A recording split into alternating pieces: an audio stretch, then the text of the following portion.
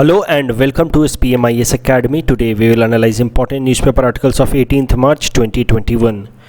Please note you can download the PDF version of today's newspaper analysis by clicking the link given in the comment section. You can download the PDF version of February 2021 magazine from our website spmisacademy.com. You can also join our WhatsApp group through the link given in the description section for more study materials. There is an announcement for students. A new batch at SPMIS Academy starting on 7th April. This batch will be in both online and offline mode. Interested students can contact us on this contact details. This is the list of the topics that will be covered from today's newspaper, and the first article is taken from editorial segment. It is about rat hole mining, and this topic is important from our syllabus paper 3 governance point of view. सबसे पहले समझते हैं rat hole mining होता क्या है। देखिए, इस तरह के पहाड़ों में छोटे छोटे होल्स बना दिए जाते हैं for the purpose of mining. Mining में खासकर कोल वगैरह की माइनिंग की जाती है इस तरीके से, और ये ज़्यादातर इस तरह की रैट होल माइनिंग प्रैक्टिस की जाती है मेघालय के अंदर, और वहाँ से कोल को एक्सट्रैक्ट किया जाता है इस प्रोसेस के थ्रू। इसको रैट होल इसलिए बोलते हैं क्योंकि इसमें छोटे छोटे होल्स बनाए जाते हैं, लेकिन ये इतना छोटा भी नहीं है कि रैट बस इंटर कर सके। नाम है रैट, लेकिन ये 3 से 4 फीट ऊंचा ये होल होता है, और नॉर्मल जो कन्वेंशनल तरीका होता है माइनिंग का उसको अडॉप्ट नहीं किया जाता इन एरियाज़ में। इसमें छोटे छोटे 3 से 4 फीट के होल्स बनाए जाते हैं, 3 से 4 फीट डायमीटर वाले होल्स बनाए जाते हैं, और नॉर्मली चाइल्ड लेबर एम्प्लॉय किया जाता है, इसलिए क्योंकि 3 से 4 फीट के होल्स में फिर बच्चे ही आराम से अंदर जा सकते हैं और माइनिंग करके मिनरल्स को बाहर ला सकते हैं। अब आखिर समझते हैं कि why rat hole mining is practised in Meghalaya. क्यों यहाँ पे नॉर्मल माइनिंग प्रोसेस अडॉप्ट नहीं किया जाता है, ज़्यादातर रैट होल माइनिंग ही प्रेफर किया जाता है। तो इसके पीछे बस एक कारण है, और वो है the coal seam of Meghalaya is extremely thin. तो पहले समझते हैं कि कोल सीम होती क्या चीज़ है। देखिए, कहीं पे भी किसी भी रॉक के अंदर ऐसा नहीं है कि पूरा का पूरा कोयला होगा। इस तरीके का रॉक होगा, जैसे यहाँ ग्रे कलर से यहाँ हमने दिखाया है रॉक, अलग अलग तरह के सैंड या रॉक होगा, बीच में एक लेयर होगा कोयले का। इस लेयर को हम लोग कहते हैं कोल सीम। तो ये लेयर देखिए, यहाँ पे कोयले का लेयर है। अब अगर कोल सीम मोटा है तो आराम से फिर वहाँ पे हम होल करके और नीचे फिर पिलर्स वगैरह लगा करके और धीरे से कोयला निकाल सकते हैं, क्योंकि मोटा कोल सीम होने का मतलब है कि ज़्यादा कोयला है एक जगह, और फिर वहाँ पे माइनिंग करने का फिर कोई मीनिंग बनता है क्योंकि ज़्यादा कोयला निकलेगा। अब जब कोल सीम अगर पतला हो, इसका क्या मतलब है? Even coal seam is thin, उससे उसका मतलब क्या है कि कोयला बहुत कम है, और वैसे टाइम में अगर वैसे हालात में अगर आप यहाँ पे होल करेंगे, पूरे रॉक को काटेंगे, फिर नीचे जा कर के आप पिलर्स बनाएंगे ताकि सपोर्ट दिया जा सके, फिर कोयले को एक्सट्रैक्ट करेंगे, तो इसमें खर्चा ज़्यादा होगा जबकि कमाई कम होगी, क्योंकि कोयला कम है ना, क्योंकि कोल सीम तो थिन है। और यही कारण है कि इन सारे एरियाज़ में कन्वेंशनल या ट्रेडिशनल जो कोल माइनिंग अप्रोच है, प्रॉपर ड्रिलिंग करके अंदर पिलर लगा करके कोयला निकालने वाला काम नहीं किया जाता है। यहाँ पे रैट होल माइनिंग ही प्रेफर किया जाता है, because only that approach is economically viable. अभी रैट होल माइनिंग से इश्यूज़ क्या क्या हैं, क्यों रैट होल माइनिंग इतना सारा न्यूज़ में रहता है? क्योंकि सबसे पहली बात तो है कि रैट होल माइनिंग में चाइल्ड लेबर एम्प्लॉयज़ किए जाते हैं, ये एक सबसे मेजर कंसर्न है, और ये जो एक्टिविटी है हजार्डस है हेल्थ को लेकर के। तो चाइल्ड एम्प्लॉयमेंट अपने आप में एक देखिए इलीगल एक्टिविटी है, उसके ऊपर से चिल्ड्रन जो इसमें एम्प्लॉय होते हैं उनके हेल्थ पे भी नेगेटिव इम्पैक्ट पड़ता है। उसके अलावा अनसस्टेनेबल अनसाइंटिफिक तरीके से ये सारी प्रैक्टिसेस करने के कारण कई दफ़ा लैंडस्लाइड्स हो जाते हैं, बच्चे भी मर जाते हैं इस प्रोसेस में, डिजास्टर्स हो जाते हैं लैंडस्लाइड्स के, सड़कें जाम हो जाती हैं, लोगों की डेथ हो जाती है। तो ये सब प्रॉब्लम्स हैं। तीसरा मेजर प्रॉब्लम है रिवर वाटर पॉल्यूशन का। होता क्या है कि इस तरह के अनसाइंटिफिक माइनिंग से जो रॉक के अंदर के जो फेरस सल्फाइड हैं, आयरन और सल्फाइड का कंपोनेंट फेरस सल्फाइड, वो फिर पानी में जाकर के मिक्स हो जाता है, आसपास के रिवर में जाकर के मिक्स हो जाता है। और ये जो फेरस सल्फाइड आसपास के रिवर में जाकर के मिक्स हो जाता है, तो फिर ये फेरस हाइड्रोक्साइड और सल्फ्यूरिक एसिड बनाता है। और जो सल्फ्यूरिक एसिड का जब कंसंट्रेशन रिवर वाटर में इंक्रीज हो जाता है, then the river water becomes acidic, और फिर वो रिवर वाटर जब एसिडिक हो जाता है तो उस कारण से इंडस्ट्रियल एक्सीडेंट्स भी हो जाते हैं। इसका हाल फिलहाल में आसाम के अंदर एक आपको एग्जाम्पल मिल जाएगा, वो है Kopili hydro water project blast. देखिए इसमें हुआ क्या था, कोपली डैम एक्सीडेंट 2019 में अक्टूबर मंथ में हुआ था। इसमें हुआ क्या था कि 4 लोगों की डेथ हो गई थी क्योंकि जो इस हाइड्रो पावर प्रोजेक्ट का पाइपलाइन था वो फट गया था। अब समझिए कि कैसे फटा। देखिए कोपली नदी है जो यहाँ जयंतिया हिल्स के बगल से गुजरते हुए फिर आसाम में इंटर करते हुए जाकर के मेघालय की ये लेफ्ट हैंड ट्रिब्यूटरी बनती है। अब ये कोपली नदी के बगल में जयंतिया हिल्स में रेड होल माइनिंग प्रैक्टिस की जा रही थी और रेड होल माइनिंग के कारण बहुत सारा फेरस सल्फाइड आकर के कोपली रिवर में मिलता रहा और इस कारण से कोपली रिवर का पानी एसिडिक हो गया और एसिडिक होने के कारण जो ये हाइड्रो प्रोजेक्ट के पाइपलाइंस थे, नॉर्मली वो स्टील के पाइपलाइन होते हैं, वो पाइपलाइन धीरे धीरे कोरोड होने लगे। कोरोजन आप समझते हैं, पाइपलाइन जब वो इरोड हो जाता है धीरे धीरे कमज़ोर होने लगता है और कोरोड होने के कारण वो पूरा का पूरा पाइपलाइन कमज़ोर हो गया और जब पानी का प्रेशर उसमें डाला गया तो वो पाइपलाइन वो प्रेशर बर्दाश्त नहीं कर पाया and that pipeline exploded and that led to this accident that engaged और इन्वॉल्व्ड डेथ ऑफ 4 पीपल। तो कोपली हाइड्रो प्रोजेक्ट का ब्लास्ट तो ऑलरेडी हो चुका और इस तरह के कई सारे इश्यूज हो चुके हैं। देखिए पानी जब एसिडिक हो जाता है रिवर का तो वहाँ के जो इकोसिस्टम है उसको भी निगेटिव इम्पैक्ट पड़ता है, कई दफ़ा मछलियाँ मर जाती हैं, इकोसिस्टम डिग्रेड हो जाता है। तो ये सारे इश्यूज हैं रेड होल माइनिंग को लेकर के और यही कारण है कि एनजीटी ने, नेशनल ग्रीन ट्रिब्यूनल ने 2014 में रेड होल माइनिंग पे पूरी तरह से बैन लगा दिया था, calling it an unscientific and unsafe method of mining. लेकिन फिर हुआ क्या कि मेघालय सरकार ने एनजीटी के इस ऑर्डर को सुप्रीम कोर्ट में चैलेंज किया क्योंकि मेघालय सरकार का मानना है कि कोल तो इतना है नहीं कि हम लोग ट्रेडिशनल तरीके से माइनिंग कर सकें और माइनिंग करना एक इम्पॉर्टेंट एक्टिविटी है मेघालय के अंदर, उससे इकोनॉमिक डेवलपमेंट आता है, लोकल एम्प्लॉयमेंट जनरेट होता है। तो फिर मेघालय सरकार के इस अपील के बाद सुप्रीम कोर्ट ने कंप्लीट बैन इस माइनिंग के ऊपर से हटा लिया है फ्रॉम मेघालय। लेकिन सुप्रीम कोर्ट ने डायरेक्शंस दिए मेघालय सरकार को। सुप्रीम कोर्ट ने कहा कि 2 चीज़ें आपको देखनी होंगी, ध्यान रखनी होंगी, तभी जाकर के आपको इस तरह की रेड होल माइनिंग अलाउ की जा सकती है। पहला तो you need to comply to the mines and minerals development and regulation act of 1957। तो इस एक्ट में जो कुछ भी प्रोविजन लिखा है उसमें एक इंपॉर्टेंट प्रोविजन लिखा है कि चाइल्ड लेबर एम्प्लॉय नहीं करेंगे। तो ये सारी चीज़ें आपको नहीं करनी है। आप माइनिंग कीजिए असम मेघालय के अंदर, लेकिन इस कानून के अंदर जो भी प्रोविजंस लिखे हैं उसका पालन करने के बाद। उसके अलावा you formulate your own mining plan to avoid environment damage. तो अपना एक प्रॉपर स्ट्रक्चर बनाइए, एक स्कीम बनाइए कि कैसे आप माइनिंग करेंगे इस थिन कोल सीम वाले एरिया में भी, ऐसे करें कि इन्वायरमेंटल डैमेजेज ना हो।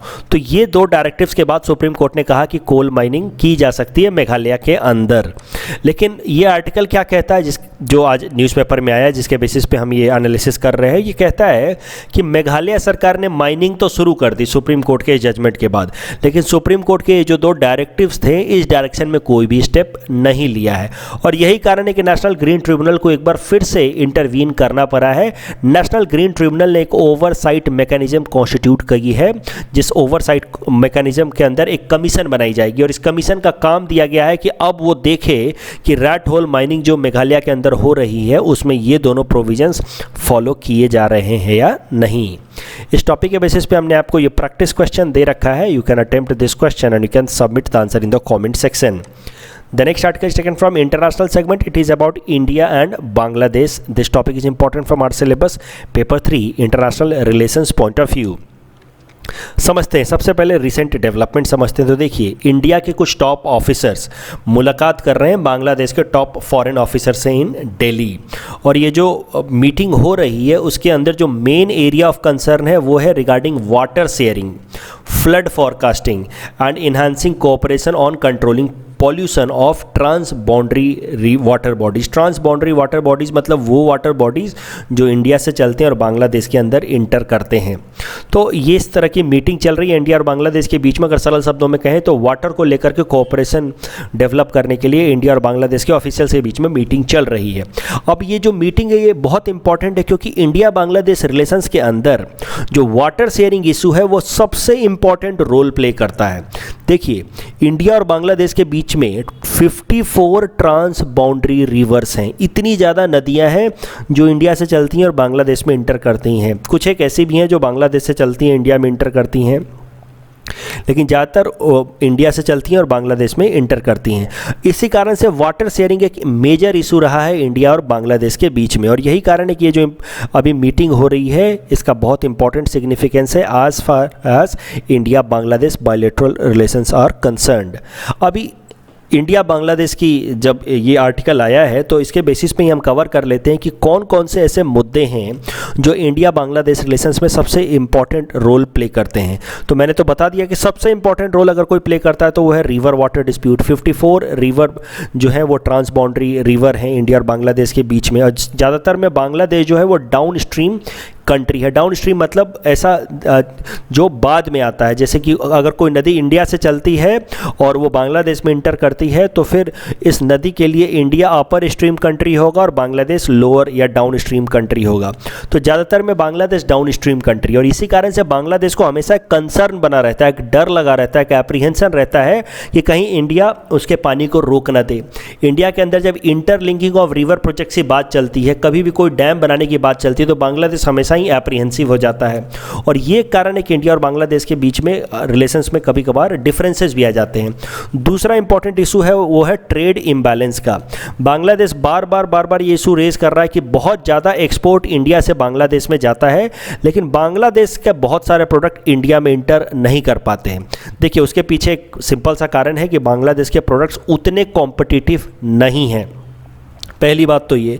दूसरी बात ये है कि जो बांग्लादेश से प्रोडक्ट आते हैं उनका क्वालिटी चेक करने में लगभग 3 से 4 महीने का वक्त लग जाता है। जो भी उनके फूड प्रोडक्ट्स होते हैं और एडिबल प्रोडक्ट्स होते हैं उनका क्वालिटी चेक होता है इंडिया बांग्लादेश बॉर्डर पे, और वो क्वालिटी चेक के लिए हमारे पास इतने बढ़िया लैब्स नहीं हैं, और इस कारण से 3-4 महीने का वक्त लग जाता है। 3-4 महीने का वक्त लगने के बाद हार्डली इस तरह के फूड प्रोडक्ट्स का लाइफ होता है 6 महीने 8 महीने। तो जैसे ही वो इंडिया में इंटर करते हैं उनकी लाइफ बस 2 महीने की बचती है, और इस कारण से वो इंडियन मार्केट को पेनिट्रेट नहीं कर पाते, क्योंकि इंडियन मार्केट में आते आते फिर वो एक्सपायर कर जाते हैं। तो ये एक इशू है ट्रेड इम्बैलेंस को, क्योंकि इंडस्ट्रियल प्रोडक्ट में तो वैसे भी बांग्लादेश इंडिया के सामने कम्पीट नहीं कर पाता, और जो एडिबल प्रोडक्ट्स हैं फूड प्रोडक्ट्स हैं उनमें ये फिर लैब टेस्टिंग का इशू हो जाता है।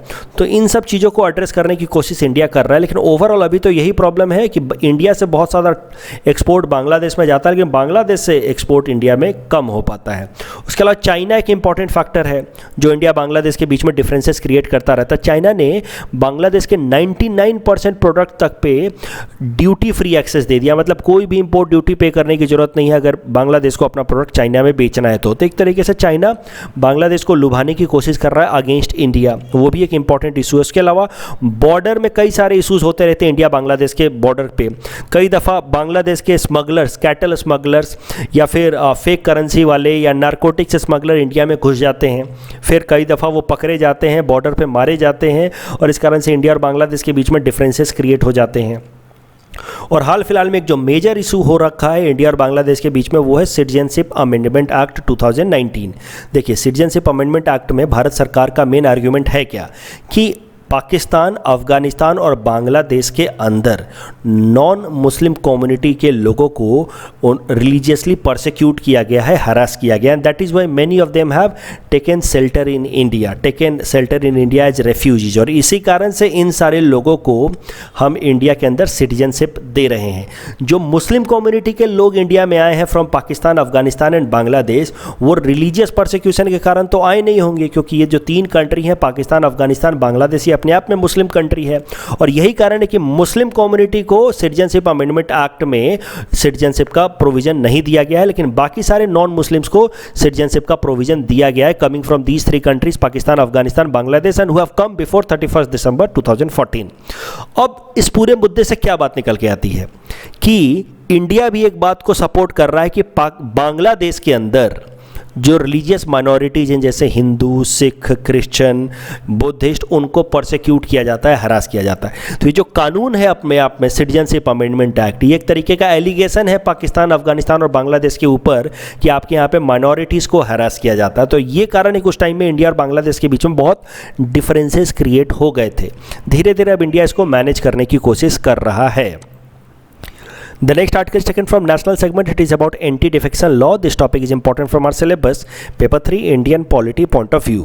सबसे पहले एंटी डिफेक्शन लॉ समझ लेते हैं। देखिए 1985 में 52nd अमेंडमेंट करके हमारे कॉन्स्टिट्यूशन को एंटी डिफेक्शन लॉ को इंट्रोड्यूस कराया गया है। साथ ही साथ इसमें 10th शेड्यूल भी इंडियन कॉन्स्टिट्यूशन में ऐड किया गया और इसका मेन पर्पस था to combat the evil of political defections. Political defection मतलब एक पार्टी को छोड़ करके दूसरी पार्टी में चले गए, फिर दूसरी पार्टी ने ज़्यादा पैसा दिया तो कहीं और चले गए। तो मतलब हॉर्स ट्रेडिंग कहते हैं इसको पॉलिटिक्स में, कि जिसने पैसा दिया उस पार्टी को लोग ज्वाइन कर लेते थे। इस कारण से इनस्टेबिलिटी बनी रहती थी, सरकार बनती थी, गिर जाती थी, दूसरे ने पैसा दे दिया तो उसको ज्वाइन कर लेते थे। एक बहुत ही अच्छा एक इंटरेस्टिंग केस है गया लाल जी का। उसके बाद ही इस एक्शन को इंडियन पॉलिटिक्स में नाम दे दिया गया आया राम गया राम। देखिए गया लाल 1967 में इन्होंने 2 सप्ताह के अंदर 3 बार अपनी पार्टी बदली। पहले वो कांग्रेस में गए, कांग्रेस से फिर जनता पार्टी में गए, फिर जनता पार्टी से फिर कांग्रेस में गए, 9 घंटे के अंदर वापस से वो जनता पार्टी में आ गए। तो मतलब 2 वीक के अंदर 3 बार पार्टी बदली इन्होंने। उसके बाद से इस जो फिनोमेना है इंडियन पॉलिटिक्स का ऑफ डिफेक्शन और फ्रीक्वेंट डिफेक्शन, मतलब moving from one party to another party, को एक नाम से बोला जाता है आया राम गया राम। आप इसको अपने आंसर राइटिंग में भी इस्तेमाल कर सकते हैं। और ये आया राम गया राम फिनोमेना के कारण इतनी प्रॉब्लम्स होने लगी थी, सरकारें बनती थीं 2 वीक में गिर जाती थी। तो फिर ये कानून लाया गया 52nd अमेंडमेंट एक्ट करके 1985 में 10th शेड्यूल भी ऐड किया गया और 2 आर्टिकल ऐड किया गया, article 100(2) sub clause 2, article 191 sub clause 2 that talks about और डील्स विद एंटी डिफेक्शन। तो article 100(2) sub clause 2 deals with anti defection in parliament, while this particular article 191 sub clause 2 deals with defection in state assembly. तो अगर अब MP या MLAs अगर वो party बदलते हैं तो एंटी डिफेक्शन लॉ के अंतर्गत उनको डिस्क्वालीफाई कर दिया जाएगा। और इसके बाद से कुछ एक स्टेबिलिटी आई है इंडियन पॉलिटिकल सिस्टम में, अदरवाइज पहले बहुत सारी इनस्टेबिलिटी आ गई थी बिकॉज ऑफ दिस आया राम गया राम फिनोमेना। तो जरा देखते हैं कि what are the conditions for disqualification. तो 3 तरह के लोग हैं। देखो, अगर एक कोई मेंबर है from a particular political party, मान लीजिए कोई एक पार्टी है A और उसका मेंबर है, अगर वो मेंबर अपनी मेंबरशिप को गिव अप कर देता है, मतलब उस पार्टी से वो रिजाइन कर देता है।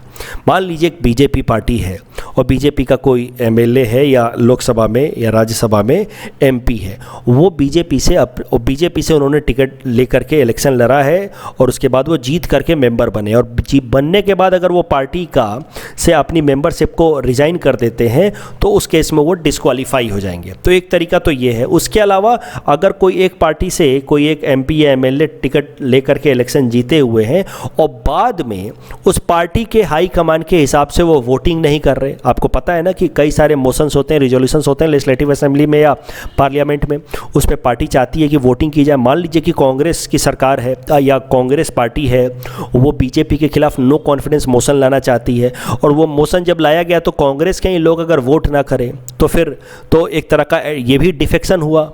तो अगर कोई कांग्रेस का MLA है या MP है और Congress party no confidence motion लेकर के आई है, तो कांग्रेस हाई कमान उस केस में ऑर्डर रिलीज करेगा कि भाई कल आ जाना, ये मोशन इंट्रोड्यूस हो रहा है अगेंस्ट बीजेपी और व्हाट्सोएवर, और इसमें इस नो कॉन्फिडेंस मोशन में आपको वोट करना है कि हाँ ये सरकार के पास कॉन्फिडेंस नहीं है, इसको हटा दिया जाए, मतलब इस नो कॉन्फिडेंस मोशन के फेवर में वोट करना है। और अगर आप नहीं आते हैं तो फिर आपके खिलाफ एंटी डिफेक्शन लॉ लगा करके आपको डिस्क्वालीफाई किया जा सकता है। इसमें कुछ क्राइटेरियाज हैं, आप बच भी सकते हैं अगर आपने पहले परमिशन ले लिया कि सर मैं कल नहीं आ सकता इन कारणों से, या फिर आप नहीं गए लेकिन 15 दिन के अंदर आपने परमिशन ले लिया, आपने माफ़ी मांग ली और हाई कमान ने माफ़ कर दिया, तो आप बच सकते हैं डिस्क्वालिफिकेशन से।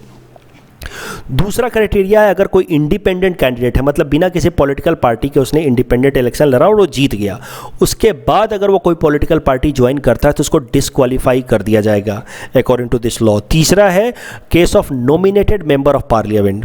तो जो नॉमिनेटेड मेंबर होते हैं, राज्यसभा के अंदर नॉमिनेटेड मेंबर होते हैं, 12 मेंबर होते हैं राज्यसभा के अंदर, आपको तो पता होगा नॉमिनेट किए जाते हैं।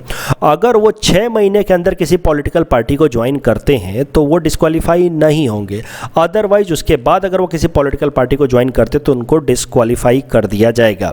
अभी ये देखते हैं कि आखिर डिस्क्वालीफाई करने का पावर किसके पास है। तो देखिए लोकसभा के अंदर या स्टेट के लेजिस्लेटिव असेंबली के अंदर डिस्क्वालीफाई करने का पावर स्पीकर के पास है और राज्यसभा के अंदर डिस्क्वालीफाई करने का पावर चेयरमैन के पास है।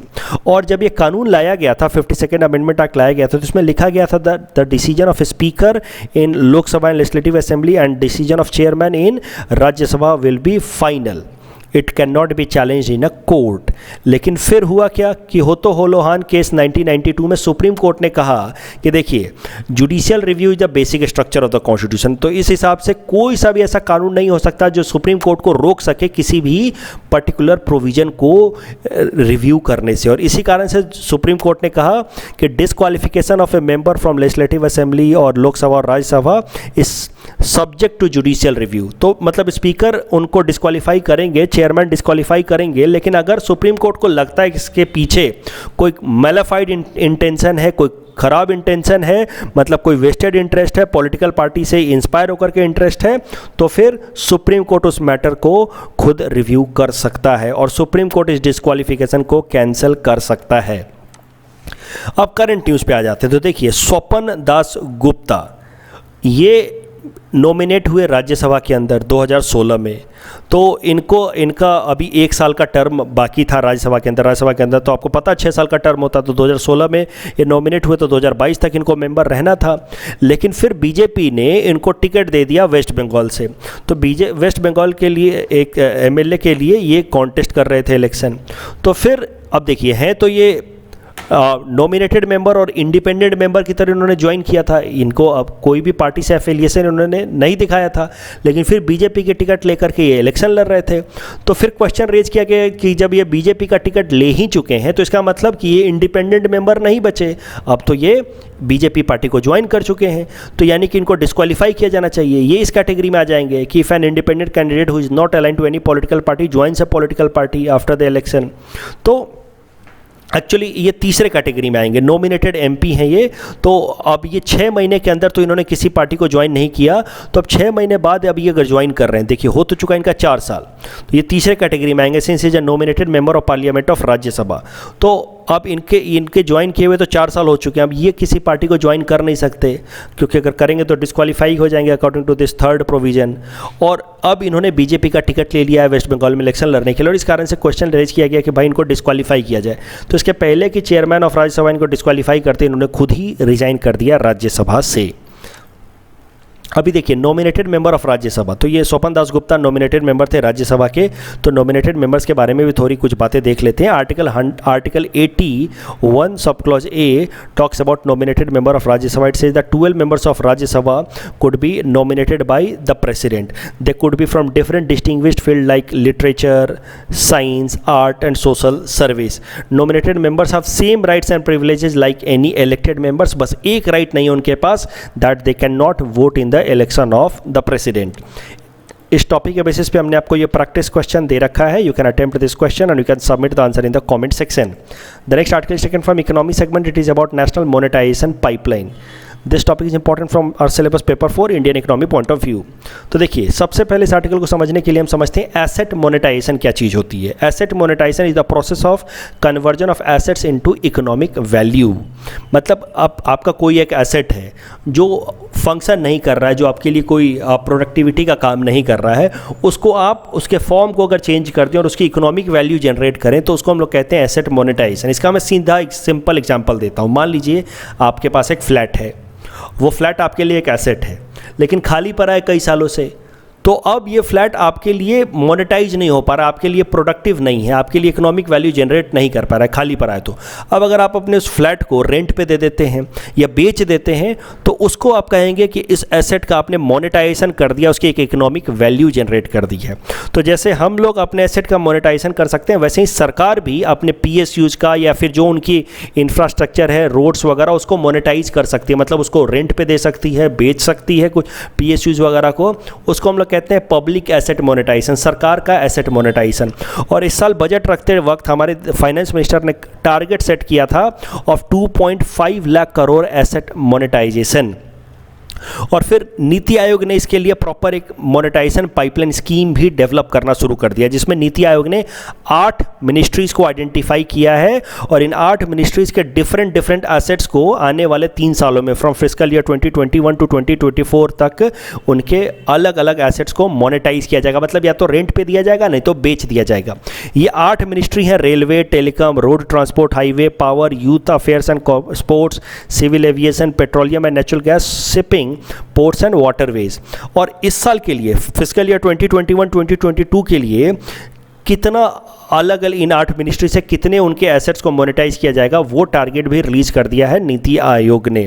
तो लगभग 90,000 करोड़ रेज किए जाएंगे रेलवे से, उसमें 50 रेलवे स्टेशन को लीज पे दे दिया जाएगा प्राइवेट प्लेयर्स को, 150 प्राइवेट ट्रेनें चलाई जाएंगी। वैसे ही टेलीकॉम सेक्टर्स में है, रोड ट्रांसपोर्ट में कम से कम 7,000 किलोमीटर का रोड जो है वो प्राइवेट सेक्टर को दे दिया जाएगा। यूथ अफेयर्स में स्पोर्ट्स स्टेडियम प्राइवेट सेक्टर को दिया जाएगा रन करने के लिए। तो इस तरीके से अलग अलग तरह के मिनिस्ट्रीज के उनके एसेट्स को मोनेटाइज करने का प्रोविजन लाया गया है फॉर दिस फिस्कल ईयर 2021-22। ये 8 मिनिस्ट्रीज का एक बार नाम जरा देख लेना यूपीएससी प्रीलिम्स से पहले, हो सकता है पूछ ले कि एसेट मोनेटाइजेशन प्लान में कौन सी मिनिस्ट्री है या नहीं है। In our segment, most probable PT topics for upcoming APSC, today we'll cover topic number 488 to 490. Topic number 488 is about most populous cities of Assam. So Guwahati is at the top, at second Silchar, Dibrugarh is at third, and Jorhat is the 4th most populous city of Assam. Please attempt this question based on topic number 488. Topic number 489 is about Barak Valley Administrative Division. So Barak Valley Administrative Division consists mainly 3 districts of Assam: Kachar, Karimganj, and Hailakandi. Please attempt this question based on topic number 489. Topic number 480 is about Barak river. तो देखिए Barak river तो आपको पता है, in India it is known as Barak, then it enters into Bangladesh and known as Surma and Kusiyara river. तो ये Barack नदी जब जाकर के बांग्लादेश में घुसता है तो सूरमा और कुसियारा रिवर कहा जाता है. And then the principal tributary of Barak are Jiri, Dhaleswari, Singla, Longai, Sonai and Katakhal. उसके अलावा एक बात और समझो कि ये जो रिवर है दिस इज़ कॉल्ड एज मेघना later on in Bangladesh and it joins Ganga and Brahmaputra. अभी ये जो रिवर्स है, देखिए ब्रह्मपुत्रा नदी को तो आप डिटेल में प्रिपेयर करके जाते हैं एपीएससी प्रीलिम से पहले कि उसकी राइट हैंड ट्रिब्यूटरी कौन, लेफ्ट हैंड ट्रिब्यूटरी कौन. आपको बराक को भी अच्छे से प्रिपेयर कर लेना चाहिए. तो बराक का एक बार देख लीजिए, राइट हैंड ट्रिब्यूटरी है जीरी, चिरी एंड जतिंगा, ये है राइट हैंड ट्रिब्यूटरी, जबकि लेफ्ट हैंड ट्रिब्यूटरी है सोनाई. और ये रुकनी रिवर जो है वो सोनाई का ट्रिब्यूटरी है. उसके अलावा Dhaleswari, Singla and Longai are left hand tributary. तो एपीएससी प्रीलिम से पहले इसको जरूर देख लेना. तो यूपीएससी में आने के चांसेस कम है, लेकिन एपीएससी में ये आ जाएगा. Please attempt this question based on topic number 490. This is answer of question number 485 to 487 that we had given in yesterday's newspaper analysis. Today's question can be attempted by students, so you can submit the answer in the comment section. We will be sharing answer of these questions in tomorrow's newspaper analysis. कल जो हमने practice question दिया था उसका answer देख लेते हैं. Which are the following is not part of East Asia? Submit. Correct answer will be A, Taiwan. And world energy outlook transition outlook report is published by option D, international renewable energy agency. That's all from our side for today. Thanks for watching.